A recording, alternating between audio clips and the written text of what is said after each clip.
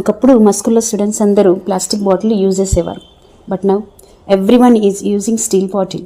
So it's make me very happy to share this information. ఇప్పుడు ఈ topic పైనే one small story.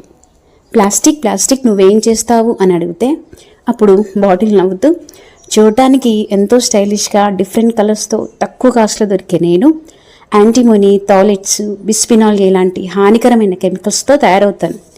అయినా సరే చిన్న పిల్లల నుంచి పెద్దవాళ్ళ దాకా స్కూల్స్, కాలేజెస్, ఇంట్లో, హోటల్స్, రెస్టారెంట్స్, బస్ స్టాండ్స్ ఎక్కడ చూసినా నన్నే వాడుతుంటారు. మరి అంతలా ఇష్టపడే వాళ్ళకి నేను ఎంతో కొంత తిరిగి ఇవ్వాలి కదా. అందుకే నాలోని హానికరమైన ప్లాస్టిక్ రసాయనాలు కొంచెం కొంచెం కరిగి వారి తాగే నీటిలో కలిసిపోయి వారి శరీరంలోకి వెళ్తాను.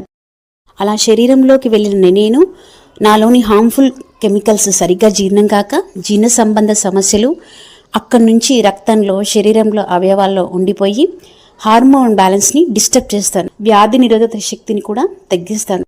ఈ శరీరంలోని పాయిజన్స్ని ఫిల్టర్ చేయలేక కిడ్నీ, లివర్ చాలా ఒత్తిడికి కూడా గురి చేస్తాను. చిన్నపిల్లల్లో డెవలప్మెంట్ ఎక్కువగా ఉంటుంది కాబట్టి వాళ్ళ బ్రెయిన్ పైన, గ్రోత్ పైన కూడా చాలా ఎఫెక్ట్ చూపిస్తాను.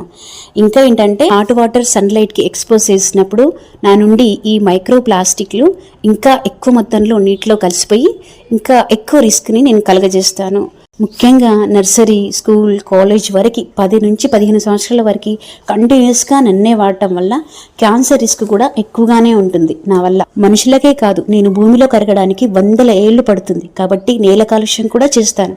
అలాగే నదులలో, సముద్రాల్లో కలిసిపోయి ఈ హార్మ్ఫుల్ అంటే ప్లాస్టిక్ రేణువులు ఈ ఆహార గొలుసు ద్వారా జీవుల్లో సులభంగా చేరుతాను. కాబట్టి నా నుంచి మనుషులకే కాదు, ఎన్విరాన్మెంట్ కూడా నేను పొల్యూట్ చేస్తాను.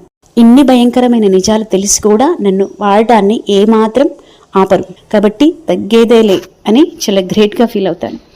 ఇదండి ఈ స్టోరీ మీకు నచ్చినట్టయితే ఇప్పటికైనా ప్లాస్టిక్ బాటిల్ని అవాయిడ్ చేయండి. మన పిల్లలకి స్టీల్ బాటిల్ కొనిపించండి. బాటిలే కాదు, మన ఇంట్లో కూడా ఈ కిచెన్లో ఏ ప్లాస్టిక్ వస్తువులు కూడా ఉండకుండా మన హెల్త్ని, మన ఎన్విరాన్మెంట్ని ప్రొటెక్ట్ చేద్దాం. Thank you.